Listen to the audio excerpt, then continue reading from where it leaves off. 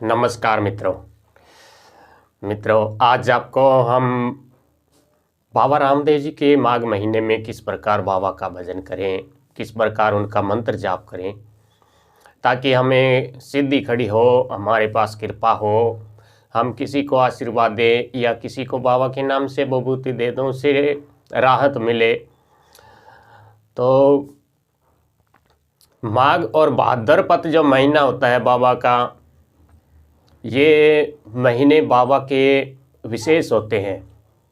इन महीनों में की गई बाबा की साधना कभी भी व्यर्थ नहीं जाती है, आपको सिद्धि मिलेगी ही मिलेगी।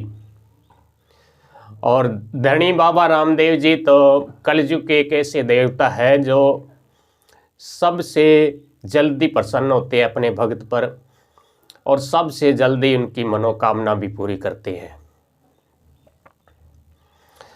तो आप किसी भी देवता की साधना करके देख लीजिए और उसके बाद इस मेरे धनी रामदेव बाबा की साधना करिएगा, देखना आपके कितनी जल्दी आपकी मनोरथ पूरे करते हैं।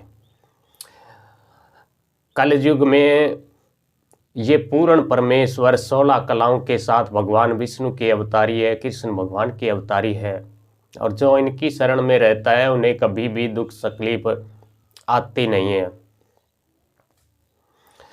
बहुत से भगत हैं जो कहते हैं कि बाबा की हमने साधना 10 साल से कर रहे हैं, 5 साल से कर रहे हैं, बाबा की कृपा नहीं प्राप्त हो रही है। तो कृपा का कारण यह होता है कई बार हमारे पिछले जन्म के प्रारब्ध होते हैं जो सामने आ जाते हैं,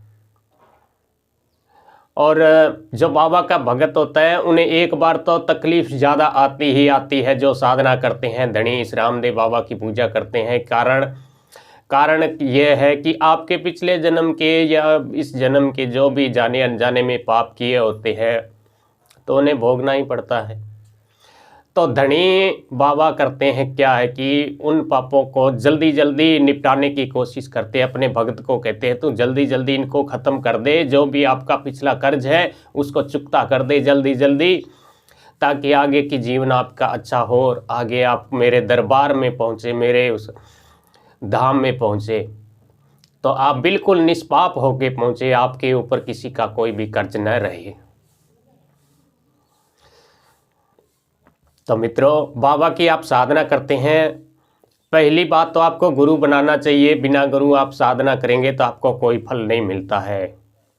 गुरु शक्ति साथ होती है तो भगत को वह उच्च कोटि का फल पर मिलता है। जो साधना के दौरान बिना गुरु के करते हैं उससे भी कोई ज़्यादा फल नहीं मिलता है।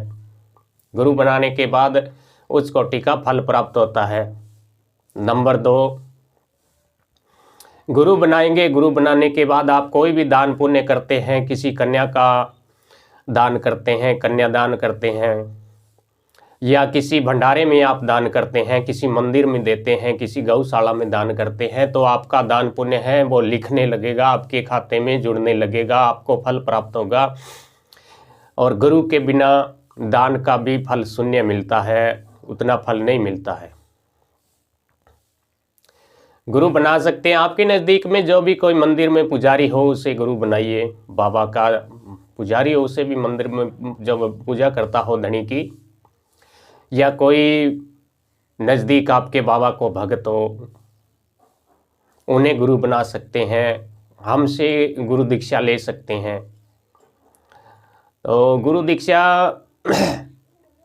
बहुत से हमारे पास फ़ोन आते हैं कि गुरुजी हमने किसी से गुरु दीक्षा के बोले तो उन्होंने 5,000 कहा, किसी ने 7,000। वो गुरु सच्चा गुरु नहीं है। गुरु कभी अपने शिष्य से ऐसे लूट मार नहीं करता है। गुरु तो सिर्फ उसे अपनी शिक्षा देता है। जो गुरु किसी पैसे की मांग न करता हो उसी गुरु बनाइए। गुरु तो देने वाला है, गुरु कोई लेने वाला गुरु नहीं है। लेने वाला तो डोंगी होता है। तो इसलिए कोई भी आपसे धन पैसा मांगे उसे गुरु न बनाए। गुरु तो उसे बनाए जो अपने शिष्य को दे सके। ऐसा नहीं कि शिष्य से लेने वाला हो, शिष्य को दे उसे ही गुरु बनाए।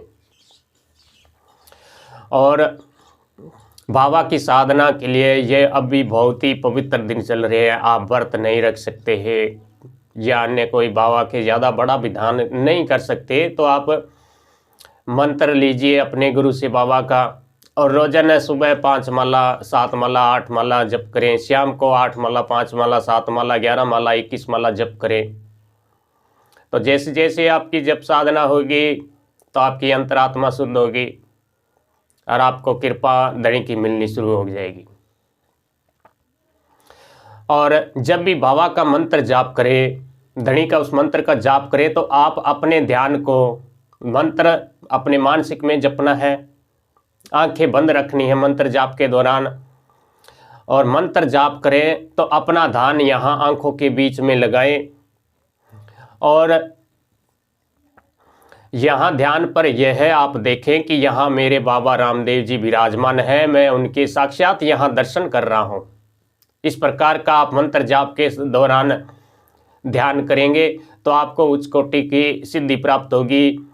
और आपको एक सिद्धि और भी मिलेगी इस साधना से, आप किसी का भी भविष्य देख सकते हैं। आपके पास जो भी कोई आता है कि बताओ हमारे घर में ये समस्या है कि या नहीं है, तो आप धनी को याद करते हुए अपनी आंखें बंद करके उस आने वाले व्यक्ति के बारे में सोचेंगे तो आपको यहाँ सब कुछ उसके बारे में दिखाई देने लगेगा। यह भगवान रामदेव जी की तरफ से अपने भक्तों को दी जाने वाली सिद्धि है जो किसी के बारे में देख सकता है। बहुत से भगत हमसे पूछते हैं बाबा मंत्र कैसे जाप करें, माला कैसे जाप करें। आपको हम बताएं मंत्र माला, जैसे ये माला है हमारे पास तो हमने गौमुख में रखकर मंत्र जाप करते हैं। गौमुखी से एक तो मंत्र माला ढककर हमेशा जप करनी चाहिए। और गौमुखी का यह फायदा है कि आप की माला अगर भूलवश टूट भी जाए तो आपकी वह माला खंडित न हो, टूटने से आपका जप खंडित होता है। जैसे ये माला हो गई तो इस माला का ये सुमेरु हो गया, ऊपर ये सुमेरु हो गया, तो यहाँ से आप जप शुरू करते हैं इस तरह। तो इस तरह आप करते करते दूसरे किनारे पर पहुँच जाएंगे, यहाँ इस तरह यहाँ पहुँच जाएंगे। तो यहाँ को आपको इस तरह माला को अपने हृदय के तरफ से इस तरह घुमाएंगे, इस तरह घुमाकर ही दूसरी बार मंत्र जाप शुरू कर देंगे। माला को हमेशा हृदय की तरफ ही घुमाएं, सीधा मंत्र जाप न करें। और इस सुमेरु को कभी भी लांघना नहीं चाहिए। यहाँ आप मंत्र जाप करते करते करते करते इस तरह दूसरी तरफ आ गए, यहाँ आ गए, यहाँ इस तरह आप आ गए, तो आपको ये जो सुमेरु दिख रहा है इस सुमेरु को लांघना नहीं चाहिए। यहाँ से ही आपको इसको पलटकर माला को वापस से शुरू जप करना चाहिए। सुमेरु जो लांघेगा उसे सिद्धि कभी भी नहीं मिलती। ये सुमेरु का उंगलन कभी नहीं होता है। और माला से जप करने का एक यह भी फायदा है कि आपका ध्यान सटीक लगने लगता है, आपका ध्यान मंत्र जप की तरफ होता है।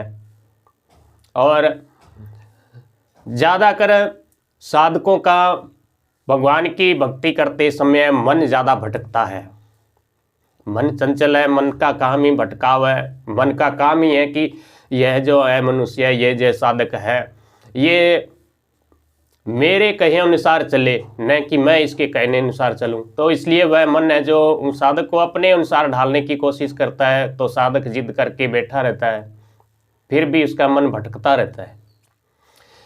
तो आप मन की बातों पर बिल्कुल इन्हें ध्यान करके अपने माला में ध्यान लगाएं और धनी बाबा रामदेव जी का चिंतन करें, उनका स्मरण करें और उनका ही ध्यान अपने मस्तिष्क आंखों के बीच में हमेशा रखें, तो आपको सिद्धि मिलेगी, कृपा मिलेगी उस धनी रामदेव जी बाबा की।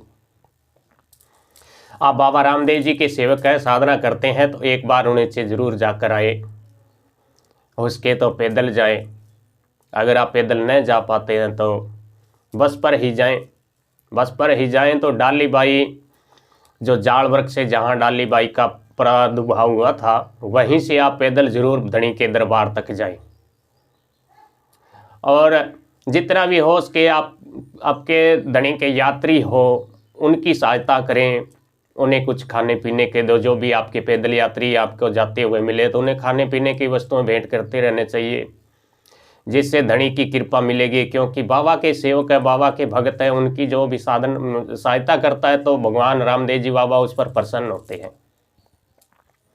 तो मित्रों, आज के लिए इतना ही। कल आपको बाबा की साधना के बारे में और जानकारी देंगे। जय रामदेव जी बाबा। खमा गणी।